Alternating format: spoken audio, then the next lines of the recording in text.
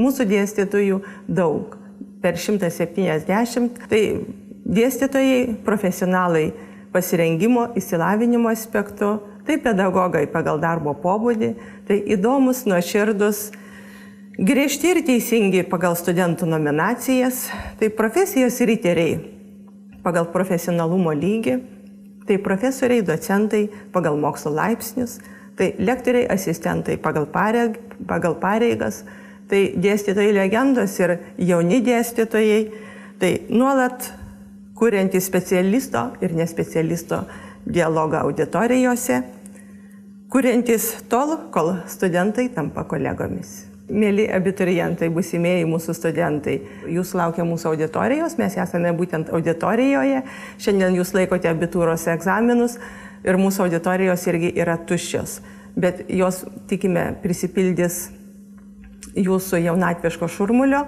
kartu su mūsų dėstytojais gražų rudenį. Šiaulių kolegijos studentas, atsižvelgdamas į savo poreikius, gali prašyti ir gauti valstybės remiamą paskolą. Valstybės remiamos paskolos yra kelių rūšių. Paskola studijų kainai sumokėti, paskola gyvenimo išlaidoms ir paskola dalinėms studijoms pagal tarptautinės sutartis. Teisę gauti valstybės remiamą paskolą studijų kainai sumokėti turi studentai studijuojantis valstybės nefinansuojamose studijų vietose, nepriklausomai kuria studijų forma jie studijuoja, nuolatinė ar ištęstinė. Valstybės remiama paskola gyvenimo išlaidoms teikiama visiems studentams, nepriklausomai valstybės finansuojamos ar valstybės nefinansuojamose vietose jie studijuoja ištęstinę ar nuolatinę studijų formą. Dažnam abiturientui, galbūt kolegijos studentui būsimajam, knieti sužinoti, o kas tai yra valstybės remiama paskola, ką ji reiškia. Valstybės remiama paskola reiškia, kad valstybė prisima visus garantinius įsipareigojimus, tai yra studentas gali gauti paskolą be paskolos grąžinimą užtikrinančių priemonių. Šiaulių kolegija suteikia visas galimybės norintiems ir gebantiems studijuoti, neišimtis ir negalią turintys studentai. Šiaulių kolegijos stipendijų skirimo nuostatai koleginių studijų studentams byloja apie tai, kad studentai gali gauti skatinamąsias, vienkartines ir socialinės stipendijas. Skatinamosios stipendijos, kaip žinia, yra skiriamos ir mokamos už studijų rezultatus. Jų dydžiai yra nuo 1 iki 2 bazinės socialinės išmokos dydžių, o kaip žinia, vienas bazinės socialinės išmokos dydis yra lygus 130 litų. Vienkartinės stipendijos yra skiriamos studentams pasižymėjusiems mokslinėje, kultūrinėje, visuomeninėje, sportinėje veikloje. Vienkartinės stipendijos taip pat skiriamos ir studento nelaimės ar artimo žmogaus mirties atveju, ar tiesiog susidarius sunkiai materialiniai situacijai studento šeimoje.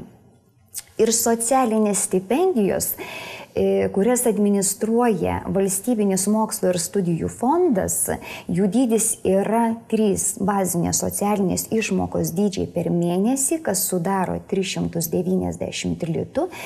Studentai, studijuojantis tiek valstybės finansuojamose, tiek valstybės nefinansuojamose, nuolatinė ar ištęstinė studijų forma gali pretenduoti į socialinę stipendiją, jeigu atitinka bent vieną iš šių kriterijų. Studentas turi pateikti dokumentą, kuris patvirtintų, kad studento šeimai priklauso socialinė pašalpa. Šį dokumentą, tai yra pažymą, jis turi atnešti iš socialinės paramos skyriaus.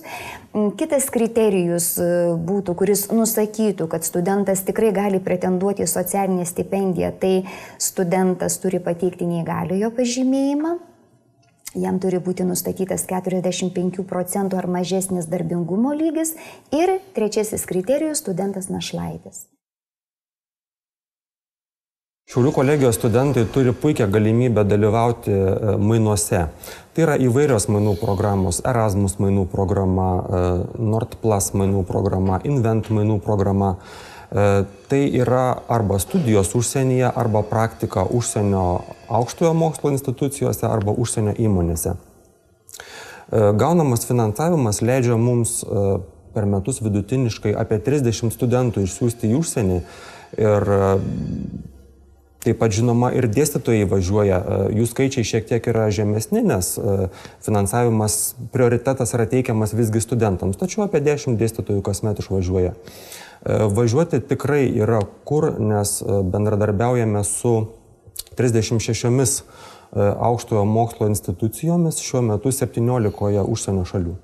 Populiariausia šalis būtų Danija ir ten vyksta turizmo administravimo įstaigų ir įmonių administravimo, prekybos, vadybos, statybos, informacinių sistemų technologijos studentai, nes Danija siūlo labai puikias galimybės studijuoti būtent angliškai, o ne tos šalies kalba, kas paprastai sukelia sunkumų. Studentai vyksta paprastai 5 arba 4 mėnesių studijom, tai priklauso nuo institucijos, o stipendijos dydis priklauso nuo šalies. Jeigu vykstama į Skandinaviją, tai paprastai stipendijos dydis siekia apie 600–700 eurų, o jeigu vykstama į vidurio Europos šalis, galbūt tai yra 500 eurų. Grįžę studentai, visų pirma, jie sako, kad ten buvo kitaip. Jie pamatė kitą studijavimo būdą, kitą darbą su dėstytojais, jie patyrė kitą kultūrą, išmoko naujos kalbos, susirado naujų draugų, jie tiesiog trykšta įspūdžiais. Sveikatos priežiūros fakultetas yra ypatingas tuom, kad čia vykdomos vienintelės Šiaulių regione koleginių studijų programos. Tai šiai dienai turime ir vykdome 6 koleginių studijų programas ir 1 profesinio mokymo studijų programą. Sveikatos priežiūros fakultete gali įgyti gana patrauklias studijų programas. Tai biomedicinos mokslų srities, bendrosios praktikos slaugos, burnos higienos, kineziterapijos, kosmetologijos ir socialinių mokslų srities socialinio darbo studijų programa. Kiekviena programa susijusi su žmogaus sveikata ir specialistai baigę čia studijas, mes tikimės, kad teiks kokybiškas sveikatos priežiūros, sveikatinimo ir socialinės paslaugas. Šios programos yra reikšmingos ir svarbios ne tik regionui, bet ir pačiam asmeniui, kuris ateina studijuoti. Jos visos yra labai glaudžiai susijęs su žmogaus sveikata, o sveikata buvo, yra ir bus pats brangiausias žmogaus turtas. Biomedicinos mokslų srities studijų programos tai turėtų, aišku, gerai žinantis biologiją, chemiją, be abejo savo gimtąją kalbą, į socialinį darbą, istoriją, užsienio kalbą, turėtų ateiti pasirengę. Bet svarbiausiai pažinti save, žinoti savo asmeninės savybės ir kad jos dėrėtų būtent su tomis profesijomis, kur teikiama pagalba žmogui, rūpinamasi žmogaus sveikata. Verslo ir technologijų fakultetas šiemet siūlo studijuoti 16 studijų programų. Fakultete galima rinktis technologijos, socialinių bei fizinių mokslų studijas. Ir kiekvienas stojantysis gali pasirinkti patrauklę studijų programą pagal savo pomėgius ir profesinę motyvaciją. Ir fakultete vykdomos studijų programos yra visos paklausios darbo rinkoje ir orientuotos į praktinę veiklą orientuotos. Studijų programų vykdymui fakultete yra sukurta moderni studijų bazė, geros savarankiško darbo sąlygos, kūrybinga akademinė bendruomenė. Studentai apgyvendinami renovuotose bendrabučiuose gali gauti valstybinę stipendiją. Todėl visus stojančiuosius kviečiu pasirinkti profesinio bakalauro studijas Šiaulių kolegijos verslo technologijų fakultete. Renkantis vieną ar kitą studijų programą, reikėtų tiesiog įvertinti tam tikrus dalykus. Pirmiausia, tai reikėtų labai gerai pažinti save. Iš ties, savo reikėtų atsakyti į kelis pagrindinius klausimus. Ko aš noriu, ką aš galiu. Galima, sakykime, palengvinti šitą pasirinkimą atlikus įvairiausius testus, konsultuojantis tiek su psichologais, tiek su karjeros specialistais. Antras žingsnis, tiesiog labai gerai pažinus save, tai tiesiog pasirinkti jau studijų programą. Ir vėlgi reikėtų labai gerai pasižiūrėti ir išsiaiškinti, kokia tai yra studijų programa, koks yra to konkretaus specialisto darbo pobūdis, kokios galbūt savybės yra reikalingos tam konkrečiam specialistui, būdo bruožai. Nereikėtų pamiršti, kad išties profesiją arba studijų programą mes renkamės tikrai ne visam gyvenimui, kadangi situacija tikrai labai kinta, naujos technologijos, jų įtaka vėlgi verčia mus tobulėti. Trečiasis žingsnis, tuomet, kada mes jau gerai pažįstam save, pasirenkam studijų programą, tai yra tiesiog pasirinkti mokymosi kelią. Koleginės studijos kaip ir turi tam tikrų privalumų. Kodėl? Nes per 3 metus yra įgyjamas ir aukštasis išsilavinimas, ir pasirengiama tiesiog praktiniam darbui, integracijai į darbo rinką. Kitas dalykas yra pakankamai didesnės galimybės patekti į valstybės finansuojamą studijų vietą ir realiai, sakykime, tada tiesiog nereikia mokėti už studijas. Kolegijos, sakykime, absolventai turi šitoje vietoje privalumų, nes koleginės studijos yra orientuotos į praktinę veiklą ir praktinis rengimas, praktinis mokymas sudaro maždaug 1/3 studijų programų. Sakykime, studentai atlikdami praktikas išties gauna iš darbdavių ir pasiūlymų įsidarbinti vienoje ar kitoje įmonėje, įstaigoje, organizacijoje. Jeigu atsitinka taip, kad, sakykime, jaunam žmogui įsidarbinus jau dar yra poreikis tiesiog gilinti savo žinias vienoje ar kitoje srityje, tai vėlgi Šiaulių kolegija yra pasirašiusi sutartis su daugeliu Lietuvos universitetų, kurios įgalina mūsų absolventus tiesiog tęsti studijas iškart magistrantūroje, tiesiog išklausius išlyginamąjį studijų bloką. Mes visuomet laukiam, veikia ir priėmimo tarnybos centras, išties visuomet patariame, bet noriu akcentuoti, kad sprendimą priima tik pats žmogus. Kai rinkausi studijuoti ar kolegijoje, ar universitete, pirmenybę teikiau kolegijai dėl to, kad čia studijų trukmė yra trumpesnė. Man didžiausias koleginių studijų privalumas stojant atrodė tai, kad čia daugiausiai yra praktinių užsiėmimų. Rinkausi studijas kolegijoje, nes čia praktiniai žinios įgyvendinamas tiesioginėme darbe. Baigęs kolegiją, įgysime aukštą kvalifikacijos lygį. Aš labai norėjau įsigyti aukštąjį išsilavinimą.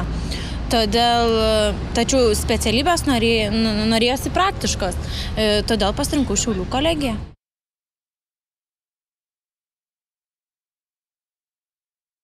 Ištęstinės studijas Šiaulių kolegijoje priimami asmenys turintys bendrą vidurinį išsilavinimą.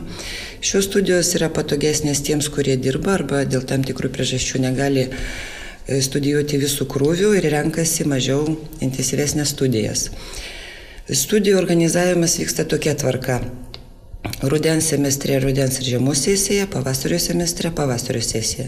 Kiekvienai sesijai yra sudaromas tvarkaraštis, studentai atvyksta ir darbuojasi pagal sudarytą tvarkaraštį, jie lanko paskaitas, dalyvauja praktikumuose, seminaruose, egzaminus laiko savaitgaliais. Studijų trukmė yra 4 metai.